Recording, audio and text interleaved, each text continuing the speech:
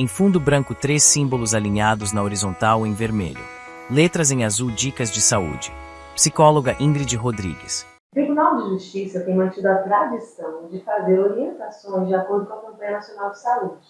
Nós estamos no Maio Laranja, o mês de prevenção ao abuso sexual infantil, e por conta disso nós temos hoje uma convidada muito especial, uma amiga querida, professora Catarina, professora do Departamento de Psicologia da Universidade Federal do Maranhão e do Programa de Pós-Graduação. Ela está lançando um livro chamado Carinho Sim, Abuso Não, Aprendendo com Ivete, e ela vai compartilhar um pouco com a gente algumas orientações, algumas reflexões sobre uma questão tão importante quanto a questão do abuso sexual infantil.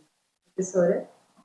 Bom, eu quero começar agradecendo ao Tribunal de Justiça pela oportunidade, a Ingrid, que realmente é uma amiga de muitos anos, e da gente poder estar aqui hoje falando de um tema que eu costumo dizer que ele não é importante. Ele é importante e necessário, que é o abuso sexual infantil. A gente tem o mês de maio como um mês que marca uma campanha de debates, né, uma campanha de prevenção, mas eu também falo que o combate ele é diário, né? Então ele é todos os dias, ele precisa ser um combate em diversos contextos, e penso que iniciativas como essa permitem que a gente possa dialogar com a sociedade e poder, obviamente, por meio desse diálogo, auxiliar em estratégias de prevenção ao abuso sexual infantil. Eu fiquei pensando que a gente estava fazendo um bate-papo antes da gente fazer a gravação, e você colocou uma coisa que é muito importante, né? Que a gente tem a expectativa de que normalmente os abusos são feitos apenas em meninas e por homens adultos. Isso não é necessariamente o que foi constatado, né? Existe, na verdade, uma série de crenças em relação ao abuso sexual infantil. Então, a gente tem crenças, né, de que só as meninas são abusadas. Não, meninas e meninos são abusados. A gente tem a crença de que essa criança é uma criança que ela vai ser abusada numa situação em que ela vai estar sozinha, numa rua, um adolescente vai estar sozinho, numa rua deserta, e vem um estranho e vai abusar dessa criança. E então a gente tem assim uma série de crenças no nosso imaginário coletivo que eles são, na verdade, são crenças, na verdade, que são incompatíveis com os dados.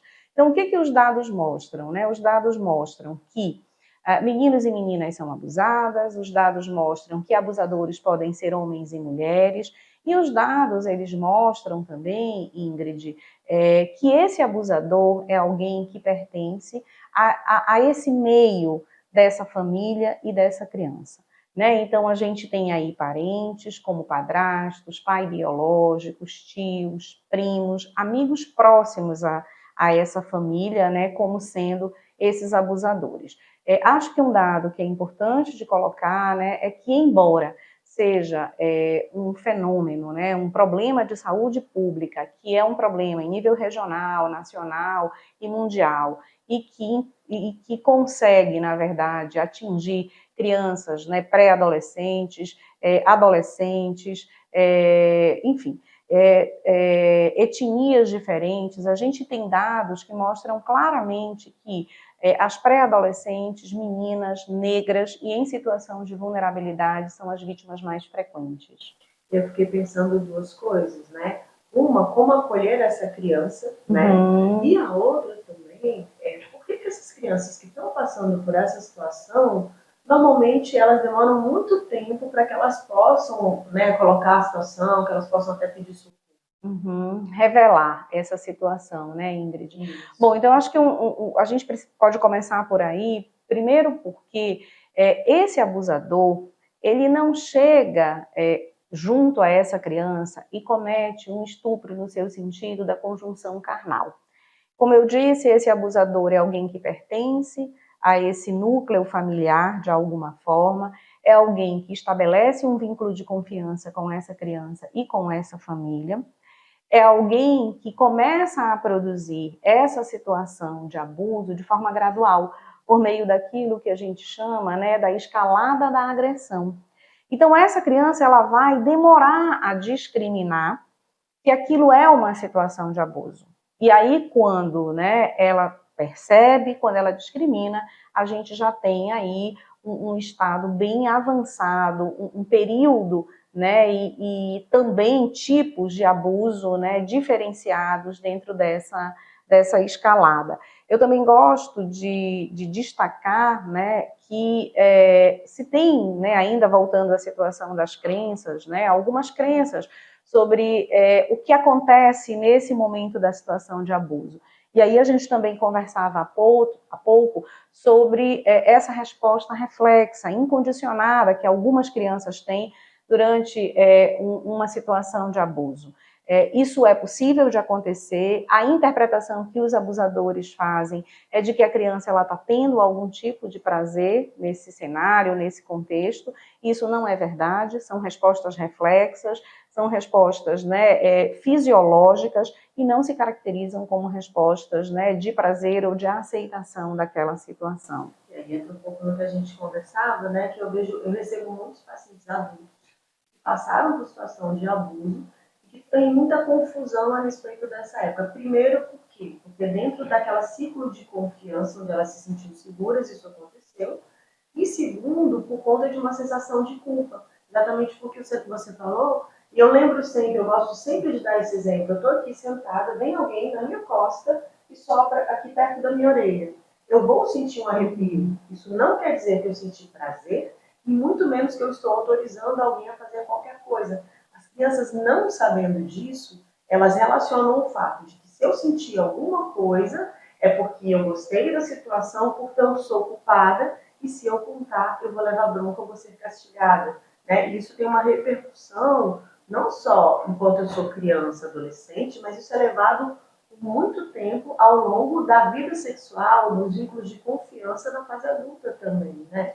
Acho que você traz, né, um dado aí de intervenção terapêutica, de prática terapêutica, né, que ele se alinha com os dados também da literatura e das pesquisas da área, de como o abuso sexual ele tem uma repercussão em diversas fases do desenvolvimento do indivíduo.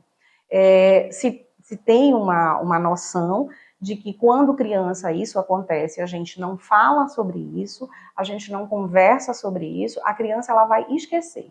Né? Ela vai simplesmente apagar isso da cabeça dela. E aí a gente sabe que não é assim. Que de diversas formas, por meio de diversos sintomas, isso pode comparecer ao longo da sua história de vida.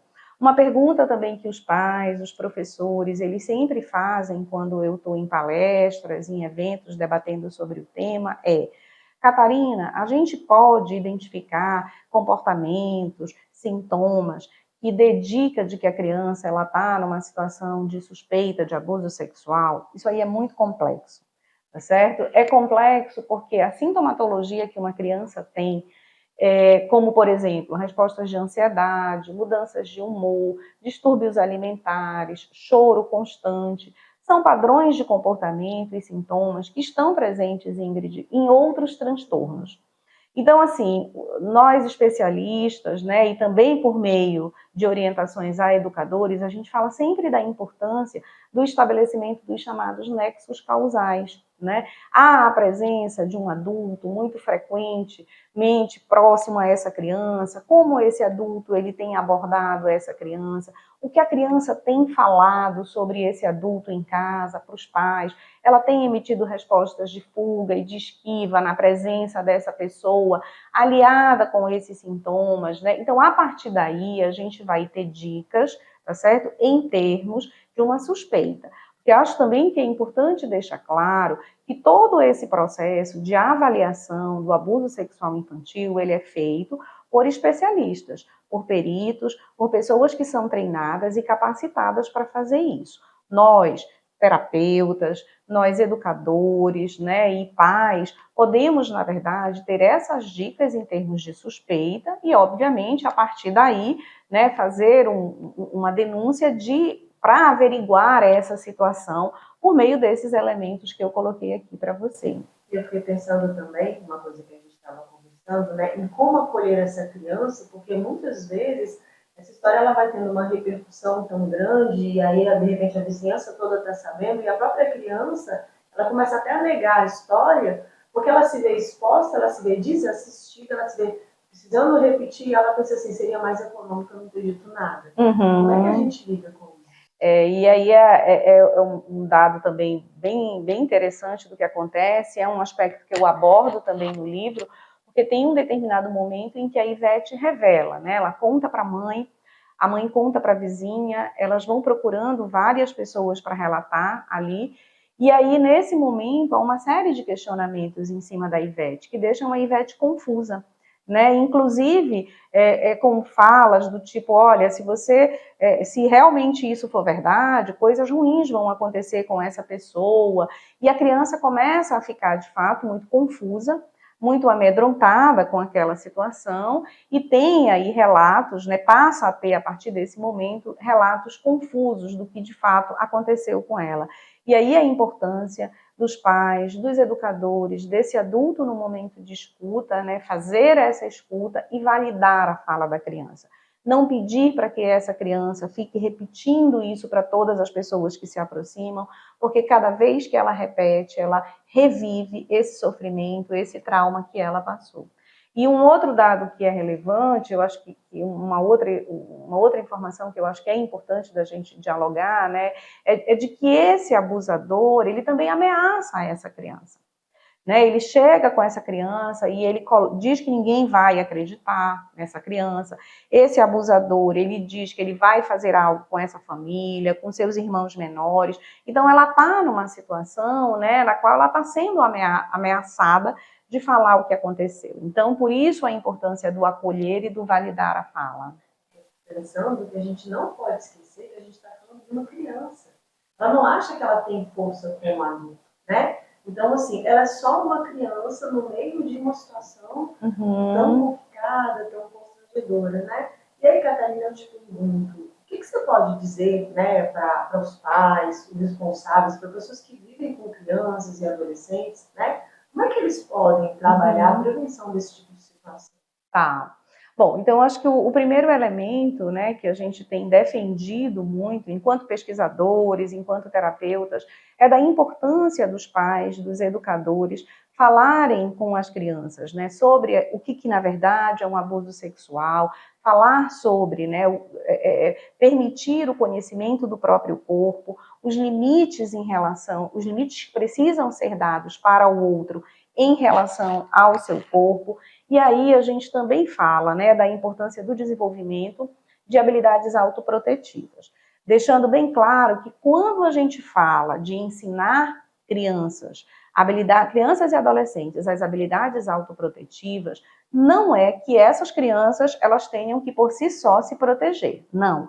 Nós adultos é que somos responsáveis por essa proteção. Agora, quanto mais orientarmos, quanto mais dermos informações a essa criança, mais ela vai ter capacidade, vamos dizer assim, ou em termos de probabilidade, diminuir, né, uma situação da qual ela possa ser abusada. Então, quais seriam essas habilidades? Primeiro, ensinar essa criança a discriminar uma situação de perigo ou um adulto, né, com padrões de comportamento, né, muito excessivos, muito próximos a essa criança, ali a todo momento, né, rondando e solicitando essa criança. O segundo é o de que ela pode e tem o direito de dizer não a este adulto, que ela precisa fugir de uma situação de perigo. E o terceiro, comunicar a alguém de confiança aquilo que aconteceu. Porque a partir disso, né, a partir dessa comunicação, um adulto de confiança ele vai procurar os órgãos responsáveis, como o Conselho Tutelar, que tem sido um órgão muito importante no enfrentamento, no que se refere a orientar essas famílias, a orientar os educadores sobre como, né, dentro da rede, se desenrola ou, na verdade, né, se caminha os processos de denúncia. Então, gente, agradecer novamente a presença da minha querida amiga Catarina, mostrar de novo o livro tão importante, né, para nós que temos acesso a crianças, porque, assim, isso aqui precisa ser falado, precisa ser compartilhado, e como ela falou, a gente está no Maio Laranja, mas, assim, as campanhas, elas só servem para lembrar a gente da importância de certos assuntos, tá? Então, esse vídeo vai estar disponível nas nossas redes sociais. Se você tiver alguma pergunta, algum comentário, alguma sugestão, por favor, compartilhe conosco. Muito obrigada.